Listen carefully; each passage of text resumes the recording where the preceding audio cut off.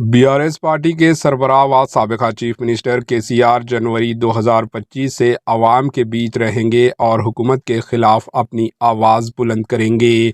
जनवरी 2025 में नई कमेटियां बीआरएस बनाने का इम्कान है। बताया जाता है कि पार्टियां बदलने वाले 10 एमएलएस के हलकों में नए इंचार्ज का तकरार किया जाएगा।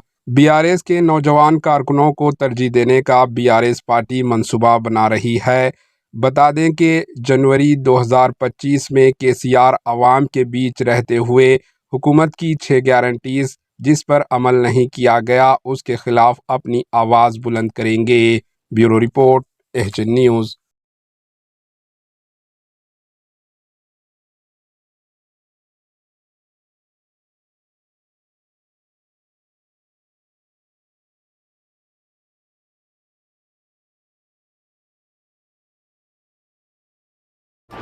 एचएन न्यूज़ को लाइक करें, शेयर करें और सब्सक्राइब करना ना भूलें।